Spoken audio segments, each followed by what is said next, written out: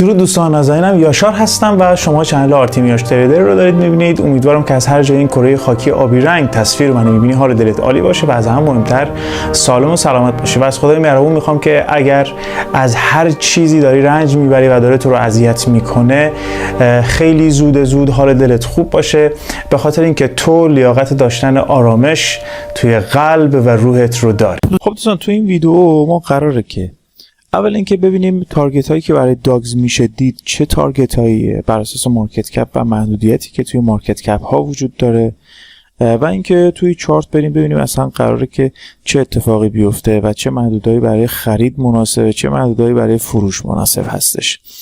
ابتدا ما توی سایت کوین مارکت کپ هستیم، میخوایم بررسی بکنیم بر اساس مارکت کپ و قیمتی که میتونه داگز به خودش ببینه رو با هم دیگه در موردش بحث بکنیم.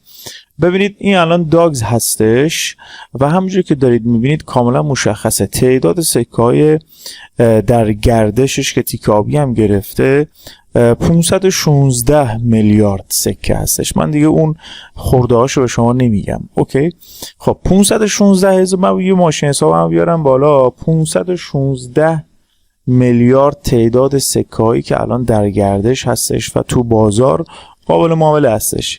خیلی ها میگن آیا احتمال داره که 1 سنت بشه داگز؟ ببینید اگر قیمتش بشه 1 سنت، به نظر شما 1 صفر کم کنه چقدر مارکت کپ میشه؟ مارکت کپش میشه 5 میلیارد. اوکی، 5 میلیارد مارکت کپ میشه. ما اگر بیایم اینجا که ارزها و توکن ها رو بر اساس مارکت کپ ما اینجا رنکش رو داریم دیگه. اوکی، ببینیم 5000 کجا قرار میگیره. ببینید تو محدودهای 17 18 تو محدودهای لایت کوین و اینا قرار میگیره. ببین این دور از انتظار نیست، یعنی 1 سنتی شدنش خیلی دور از انتظار نیست، چون که بازار بهش این فضا رو میتونه بهش بده که بتونه بیاد تو محدودهای چین لینک و بیت کوین کش و پولکاداکت و اینا قرار بگیره. اوکی، اما آیا با یه حرکت انفجاری یهو میره 5 میلیارد مارکت کپ؟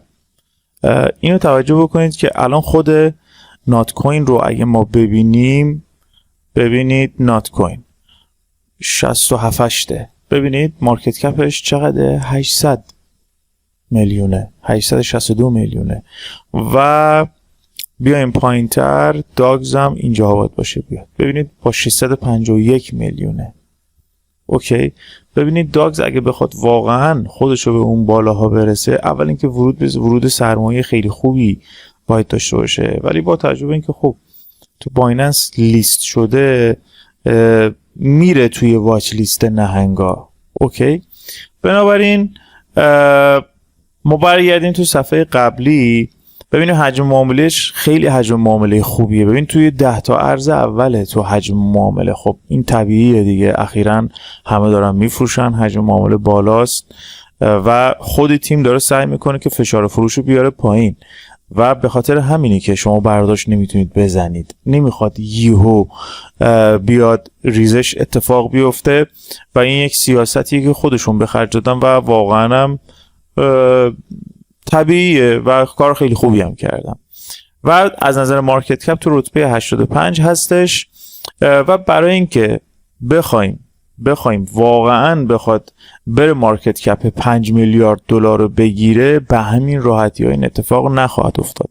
معمولا همیشه ارزها وقتی ابتدای امر لیست میشن، مارکت کپ بین 1 میلیارد تا 2 میلیارد تارگت اولیه‌شون خواهد بود. بنابراین با توجه به اینکه مارکت کپ 1 میلیارد و 2 میلیارد یک مارکت کپ روانی هستش و الان قیمت 650، یعنی تقریبا 2 برابر بشه، 2 برابر و نیم یا حد اکثر 3 برابر بشه، میشه عقلانی بهش فکر کرد. یعنی الان تقریبا قیمت 12 بشه 24، قیمتش که 2 برابر بشه، این مارکت کپش هم 2 برابر میشه دیگه، میشه تقریبا مثلا 1 میلیارد و 200 بین، من فکر میکنم قیمت بین 22 تا 25 حد اکثر 30 میتونه ابتدا تارگت اولیه باشه که داگز میتونه بهش برسه، اما در حال حاضر داره سعی میکنه که جلوی فشار فروش رو بگیره، ابتدا باز تو این امر به موفقیت برسه. یه نکته دیگه هم که وجود داره دوستان، این UCID کدیه که خب مارکت کپ به هر ارزی تخصیص میده و خب داگز های زیادی ممکنه توی جای مختلف شما ببینید آقا بیا داگز رو بخرینا، این یو سی آی دیش رو با چک بکنید، تو هر صرافی یو سی آی دیش هست میتونید چک بکنید. خیلی از دوستان میگن آقا ما توی تراست والت داگز رو نمیتونیم سرچ بکنیم. ببینید دوستان توکن هایی که تازه لیست میشن تراست والت سرچ بکنی بالا نمیاره، بایستی از ایمپورت استفاده بکنید داخل تراست والت. به خاطر همین شما باید ابتدا کانترکت، این آدرس کانترکتش رو کپی بکنید و تو قسمت ایمپورت داخل تراست والت اضافه بکنید. من سعی میکنم اسکرین شاتش رو این گوشه براتون بذارم و بتونید اینو اونجا اضافه بکنید، چون خیلی ها دوست داشتن که داخل تراست والت داشته باشن و این کار رو اونجا میتونید شما انجام بدید. اسکرین شاتش اینجا براتون قرار میدم، تراست والت اونجا اضافه میکنید و بتونید داخل تراست والت داشته باشید. پس دوستان عزیزم، قیمتی که تو پله اول میشه ازش انتظار داشت و یه مقدار معقوله، قیمت بین 22 الی 30 خواهد بود حد اکثر و بعد اون میتونه یورش بیاره حمله کنه برای مارکت کپ 5 میلیارد دلار و همیشه همینجوری بوده. اینا در واقع مارکت کپ های روانی هستن که تو بازار وجود دارن و رسیدن بهشون به همین راحتی نیستش.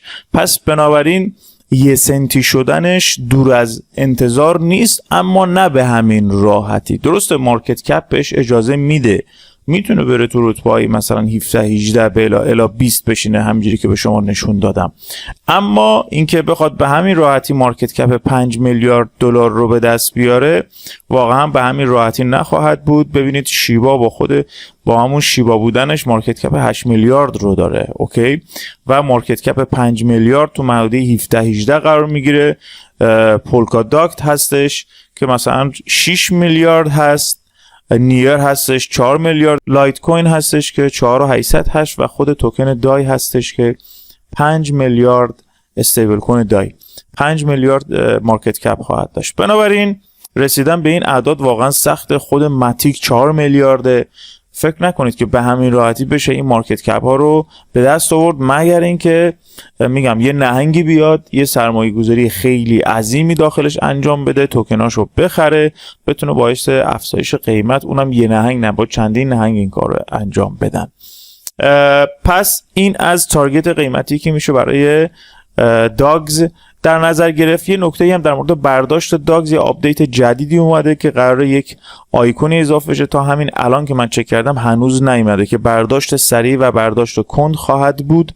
برداشت کند به همون روال قبلی است، شما برداشت رو میزنید تون پرداخت میکنید، اما برداشت سریعش هنوز مشخص نیست به چه صورته، ولی ظاهرا انگاری مثل نات کوین قراره از تعداد سکاتون کم بکنه، مثلا مقدارش مشخص نیست و با سرعت بیشتری برای شما پرداختش رو انجام بده. به محض اینکه آپدیتش انجام بشه من ویدیوشو برای شما 100% قرار خواهم داد. اما بریم رو چارت ببینیم که داگز به چه صورت خواهد بود. توی دو تا تحلیل قبلی خوشبختانه با توجه به اینکه خب تازه لیست شده و خیلی تعداد کندلای خیلی زیادی ما تو 4 ساعته، اگه ببینید این تایم فریم 4 ساعته است، خیلی ما کندلی توی 4 ساعته واقعا نداریم و نمیشه واقعا مورد بررسی قرار داد. الان تو 4 ساعته مگر اینکه کلاسیکی بخوایم بهش نگاه بکنیم، یعنی روش‌های کلاسیک و قدیمی که الان توی خط روندی قرار داره، توی محدوده حمایتی قرار داره، اوکی. تنها چیزی که از اینا میشه فهمید همینه، ما یه حرکت خیلی خوب داشتیم الان اصلاح داده توی محدوده حمایتی خیلی خوبیه، یه جورایی اصلا میشه گفت الان اینجا لبه تیغه، چون اگه بخواد بریزه میتونه دوباره برگرده به قیمت 11. این از این. اما برای اینکه بتونیم با جزئیات بیشتری مورد بررسی قرار بدیم، همونجوری که تو ویدیوی قبلی هم گفتیم، الان تو تایم فریم 5 دقیقه ما توی تحلیل اولمون یه نقطه ورود خیلی خوب اینجا داشتیم، گفتیم که اینجا میتونه نقطه ورود خیلی خوبی باشه. بعد اینکه این باکس سبز بشکنه که واکنش صفری خیلی قشنگی داد و این گین بسیار عالی رو به ما داد که گفتم تقریبا سود بین 50 تا 60% اینجا ما گرفتیم ازش، اوکی. توی تحلیل دوم که قیمت اینجاها بود، تقریبا اینجاها بود، گفتم دوستان ما این باکس سبز رنگ رو کشیدم، گفتم حالا این باکس خیلی مهمه، اگه میخواید بخرید صبر بکنید یا صبر کنید این خط سفیدی که اینجا هست محدوده 14 147 یعنی 147 بشکنه تو بازگشت بخرید بره بالا، یا صبر کنید که این باکس سبز رنگ بشکنه و تو این محدوده خرید کنید که بازم خوشبختانه تحلیل ما درست در اومد و تو این محدوده قرار گرفت. باید بهتون بگم دوستان من روش تحلیلم RTM هستش، به روش پاز و مقیاس تحلیل میکنم که برای اولین بار توی یوتیوب فارسی داره این اتفاق میفته و از این روش کسی برای تحلیل استفاده نمیکنه. روش بسیار پیچیده هستش، انگشت شماری در دنیا شاید بتونن این روش تحلیلی رو بتونن ارائه بدن و تقریبا دقیق ترین و نزدیک ترین به واقعیت است. این نکته رو به شما بگم، ما تو بازار تقریبا قطعیتی نداریم. اوکی، هر تحلیلی که انجام میشه بر اساس آنچه که در چارت دیده میشه اتفاق میفته و همیشه انسان جایز الخطاست و خطای چشم هست. شما هر چقدر هم بتونید تو این فضا به مهارت برسید، منی که 14 سال دارم به چارت نگاه میکنم و کارم ترید هستش، چیزی به نام قطعیت وجود نداره، اما سعی میکنم که همیشه بتونم بالای 80% موقعها چارت رو مورد بررسی قرار بدم، یعنی با وین ریت 80 دارم ترید میزنم. تمام نتایج ترید من داخل تلگرام هست، میتونید ببینید. بنابراین همیشه تحلیلی که قرار میگیره قرار نیست 100% اون اتفاق بیفته. حالا خوشبختانه ما توی 2 تا تحلیل قبلی کاملا این اتفاق افتاد. اما بریم که ببینیم بچه‌هایی که هنوز از این جا موندن و نخریدن، حتی این محدودم نخریدن، یعنی محدوده 12 اینا، الان قیمت تو محدوده خوبی قرار گرفته. یعنی این محدوده قبلا هم گفتم محدوده 12 ارزش خرید رو داره، شما میتونید ارزش خرید رو داشته باشید. اما اگر یه پله اینجاها خریدید و منتظر پله دوم هستید، یعنی اونایی که اینجا خریدن فعلا کاری به کار چارت نداشته باشن، باید صبر بکنن. این خط سفید که بسیار خط مهمی هستش، محدوده عرضه خیلی مهمی هستش، 1382 رد شود، من محدودش رو میکشم. خیلی از بچه‌ها میگن ما متوجه نمیشیم چون تازه با دنیای چارت و تحلیل آشنا شدن، حالا هرشون حقم میدم. این بشکنه و شما تو بازگشت قیمت بتونید توی این محدوده 13 خرید بزنید. اوکی، به تارگت سقف، یعنی محدوده 15 16. اوکی، پس این یک روش هست برای دوستانی که خرید کردن یا نه اصلا میخوان با کمترین خریدم نکردم، میخوان با گرونتر بخرن اما با خیال راحت. اوکی، من خودم همیشه این کار رو انجام میدم. پس این باکس قرمزه که در محدوده 13 کفش 13200 و سقفش 13600 خیلی مهمه. اوکی، و این باید بشکنه فلیپ بشه، یعنی آینش کنه، میرورش کنه، قیمت رو پرتاب بکنه به طرف بالا، سواب کنه. اوکی، پس این داستان میتونه داستان خیلی خوبی باشه برای دوستانی که میخوان با ریسک بسیار کم خرید بکنن. پس این از این باکس خیلی مهمیه، اینو من پاک کنم برای دوستانی که میخوان با ریسک خیلی کم، اما میخواید که با یه مقدار ریسک بالاتر وارد معامله بشید. این باکس سبز رنگه همونجوری که توی تحلیل قبلی هم گفتم محدوده حمایتی بسیار مهمیه که تا حالا 2 بارم یه به اصطلاح کلاسیک کارا یه کفت و قلو هم اینجا ایجاد کرده که با یه بار قیمت رو تا 13.75 هم پرتاب کرده. کلا این محدوده ارزش خرید 20% داره. کلا این محدوده خوبی برای خرید هستش. اوکی، اما باز میخواید با ریسک کمتری در واقع بخرید. اگر صعودی شد بعد شکست این و اگر نزولی شد این باکس سبز رنگ اگر بشکند، شما میتونید تو این محدوده خرید داشته باشید. یعنی صبر بکنید این بشکنه. کفش چقدره؟ 11.98 11.98 بشکنه. اوکی، بیاد تو این محدوده، تو محدوده 11.20 بخرید، 11.20 بخرید. اوکی، و یه نکته خیلی مهمی هم بهتون بگم، اگر این لو، این قیمت یعنی تقریبا 11.396 هست، اگر بشکنه، به زبان خیلی ساده این استراکچر سعودی اون حالت سعودی بودنش رو از دست میده. یعنی تا زمانی که قیمت بالای 11 بهتون بگم 11395 قرار بگیره، این یک استراکچر فعلا سعودی داره، یعنی یه حالت سعودی داره. الان تو محدوده حمایت و مقاومت هست، محدوده حمایتی خیلی خوبی قرار داره. از اینجا میتونه قیمت یه حرکت خوبی رو از اینجا داشته باشه. اوکی، پس برای اینکه اطمینان بهتری داشته باشید، با ریسک کمتری خرید بکنید، صبر بکنید. سقف 13 بذار دقیق بهتون بگم 138 یا 1380 رد بشه، تو بازگشت قیمت بیاید تو محدوده 13 مثلا 30 اینا 37 خرید بکنید. اوکی، و اگر اصلا حرکت از اینجا حمایت نشد و این باکس سبز رنگه شکست، میتونید به این محدوده فکر بکنید و تقریبا محدوده 11 هستش و اگر این باکس سبز واقعا باکس قرمز اگر بشکنه بسیار خطرناک هستش و قیمت احتمالاً 10 و حتی یه صفر اضافه بکنم هست. اوکی، پس الان محدوده خیلی مهمیه. اینجا باید تصمیم گیری خیلی شدیدی قرار بده. یکی از علتهایی که هنوز برداشت ها رو به راحتی باز نمی‌کنن همینه، قیمت توی محدوده خیلی مهمی قرار گرفته. احتمالا منتظرن یه حمایت خیلی خوب اینجا، حالا یا خود تیم انجام میده یا حالا افرادی که میخوان سرمایه گذاری بکنند، سرمایه گذار خوب انجام بشه، سرمایه گذاری خیلی خوبی انجام بشه و بتونن حداقل یک حرکتی تو چارت ایجاد بشه که اگر یه فشار فروشی بیاد خیلی دیگه ریزش نکنه، فوقش بره بالا، بچه‌ها بفروشن، دوباره بیاد پایین. این محدوده، به خاطر هم میگم، یعنی با این سناریو میشه به این قضیه فکر کرد. و این کف 11387 بسیار مهمه و ساختار سعودی رو خودش از دست میده. کاملا کلاسیک کاری هم اگه بخوام بهش فکر بکنیم و کلاسیکال بهش نگاه بکنیم، الان کلاسیکالا یه خط روندی اینجوری میکشن و میگن که الان باید این اگر بشکنه کلا نابود میشه، اما اینجوری همیشه نیست و تقریبا یک تحلیل 50-50 هستش. ما محدودهایی که به طریق مقیاس به دست میاریم بسیار مهم هستش و کاری به کاری این داستانا نداریم. بنابراین اگه هم نگاه بکنید قیمت داره سعی میکنه اینجا حمایت بشه. یک کندلای 5 دقیقه سبز رنگ رو دارید میبینید که ایجاد میشه.